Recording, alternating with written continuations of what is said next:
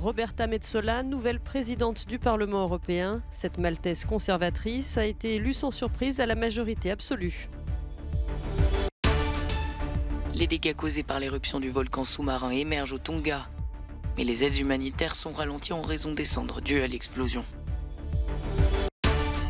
De nombreux pays font toujours face à une vague de contamination due au variant Omicron. Le point sur la situation sanitaire dans ce journal.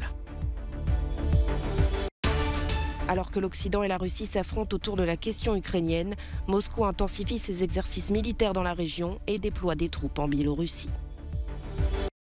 La zone euro a enregistré un taux record d'inflation de 5% en décembre dernier. Les ministres des Finances de l'Union ont promis de rester vigilants face à l'envolée des prix.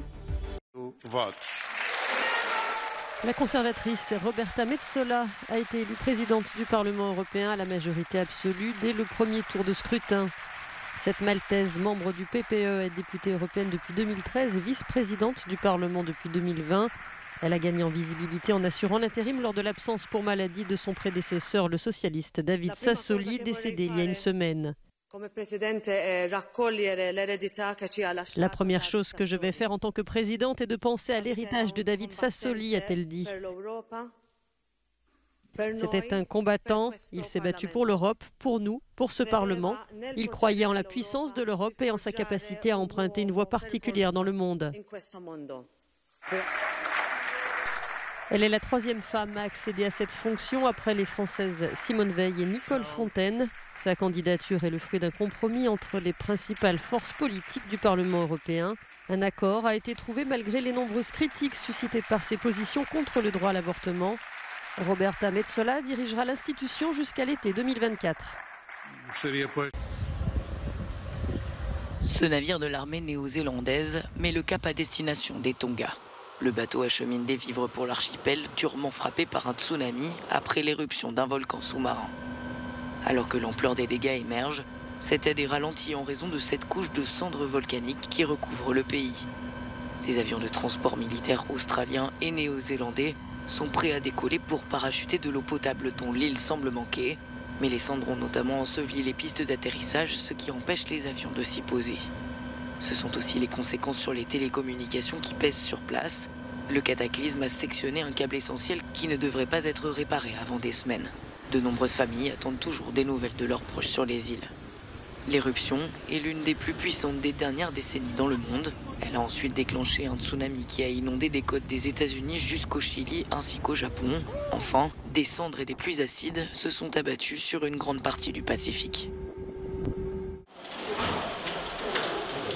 Comme de nombreux pays dans le monde, la Russie fait face à une vague de contamination au Covid-19. En cause, le variant Omicron plus contagieux. Les autorités sanitaires appellent à ne pas relâcher les gestes barrières. Quant à savoir si ce variant marque le passage de la pandémie à l'endémie, le principal conseiller médical du président américain a déclaré qu'il était trop tôt pour le dire. C'est une question ouverte de savoir si Omicron sera ou non le vaccin contre le virus que tout le monde espère. Car de nombreux autres variants peuvent émerger. La pandémie a été l'un des principaux sujets de la conférence virtuelle de Davos où le secrétaire général de l'ONU a exhorté les chefs d'entreprise à inciter leurs employés à se faire vacciner contre le Covid-19. Les 2 dernières années ont montré une vérité simple mais brutale. Si nous laissons quelqu'un de côté, à la fin nous laissons tout le monde de côté. Si nous ne parvenons pas à vacciner tout le monde, de nouveaux variants peuvent apparaître. Ils se propagent au-delà des frontières et ont de lourdes conséquences sur la vie quotidienne et sur l'économie. La vaccination devient impérative en Europe. La Grèce est le dernier pays à exiger que tout le monde soit vacciné. Les personnes de plus de 60 ans qui ne reçoivent pas leur injection seront passibles d'amendes mensuelles. Alors que la relation entre l'Occident et la Russie est gangrénée par la situation en Ukraine, le président biélorusse Alexandre Loukachenko a annoncé l'arrivée de troupes russes sur son sol pour des exercices militaires conjoints. De quoi inquiéter davantage les Européens et les Américains quant aux intentions supposées de Moscou. Lundi, le chef de la diplomatie européenne, Joseph Borrell, a déclaré craindre l'intégration par la Russie des régions non contrôlées par Kiev. Dans le même temps, à la veille d'une rencontre avec la Russie, l'Allemagne s'est dite ouverte au dialogue, tout en soulignant que toute offensive contre l'Ukraine aurait des conséquences économiques et géopolitiques lourdes pour la Russie. Nous ferons tout pour garantir la sécurité de l'Ukraine et tout pour garantir la sécurité de l'Europe. Depuis plusieurs semaines, les États-Unis accusent la Russie de masser des troupes aux frontières de l'Ukraine en vue d'une invasion, ce que Moscou nie en bloc. Il ne fait aucun doute qu'aujourd'hui l'Ukraine est contrôlée par les États-Unis. Ils sont capables de forcer le régime de Kiev à se conformer aux accords de Minsk. Malgré des tentatives de négociation, le règlement du conflit en Ukraine est dans l'impasse. La semaine dernière, Kiev a annoncé avoir été victime d'une cyberattaque et a assuré avoir des preuves de l'implication russe. Le monde du théâtre et du cinéma ont soufflé un ouf de soulagement la semaine dernière. Le metteur en scène russe Kirill Serebrennikov, l'un des plus brillants artistes de sa génération, a en effet été autorisé à sortir de son pays pour se rendre à Hambourg pour un futur projet artistique.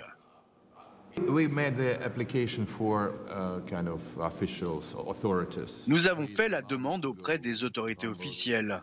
S'il vous plaît, permettez-moi d'aller à Hambourg pour travailler, rendre cela possible, parce que j'ai un contrat à signer et qu'il serait probablement mieux que j'y sois. Et ils ont donné l'autorisation pour ce projet.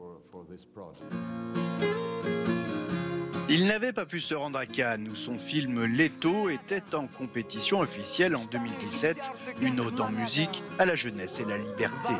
Il était accusé d'avoir détourné une subvention d'État alors qu'il était directeur du théâtre Centre Gogol de Moscou.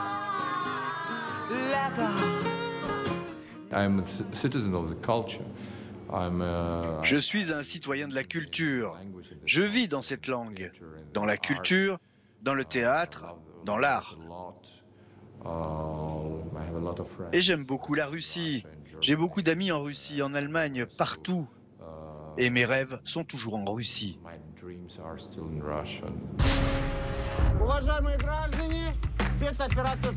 Son dernier film, La fièvre de Petrov, est une coproduction européenne qui a également été sélectionnée en compétition à Cannes l'an dernier.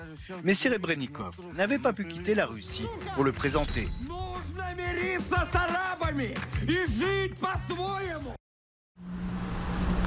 En décembre dernier, la zone euro a enregistré un taux d'inflation record de 5% sur un an, son plus haut niveau en 25 ans. L'augmentation des prix de l'énergie en serait la principale cause. Réunis à Bruxelles, les 19 pays de l'Union européenne utilisant l'euro se sont engagés à rester vigilants face à l'augmentation des prix et ont garanti une amélioration progressive de la situation.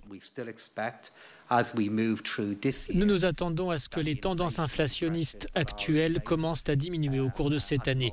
Nous pensons que cela se produira alors que nous voyons les chaînes d'approvisionnement dans certaines parties de notre économie continuer à s'améliorer et que nous voyons également le niveau plus élevé d'épargne qui a joué un rôle dans les pressions sur les prix l'année dernière commencer à s'atténuer tout au long de l'année.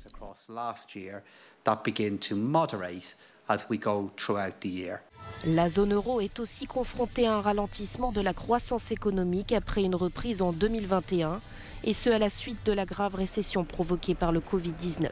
Certains pays comme la France font pression pour que l'Union européenne assouplisse les limites de la dette nationale afin de surmonter la crise économique. Les Croates appelés à mettre leurs économies en liquide à la banque. Le pays membre de l'Union européenne espère passer de la kuna à l'euro en janvier prochain.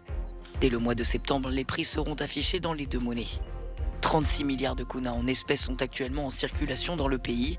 De nombreux Croates gardent leur argent chez eux en raison d'une profonde méfiance envers les institutions et les banques. La nouvelle capitale de l'Indonésie devrait s'appeler Nusantara. Le gouvernement prévoit depuis 2019 de déplacer la capitale dans la province de Kalimantan sur l'île de Bornéo et espère que les premiers habitants pourront s'installer dès 2024. Un projet pour désengorger Jakarta, surpeuplée et rongée par la pollution. La ville construite sur un marécage est surtout menacée par la montée des eaux.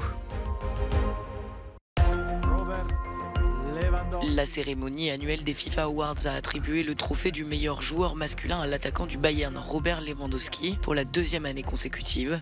La milieu de terrain du FC Barcelone Alexia Putellas a elle été nommée joueuse féminine de l'année. Cristiano Ronaldo, quant à lui, a reçu le prix spécial de la FIFA pour avoir porté son record international de buts à 115.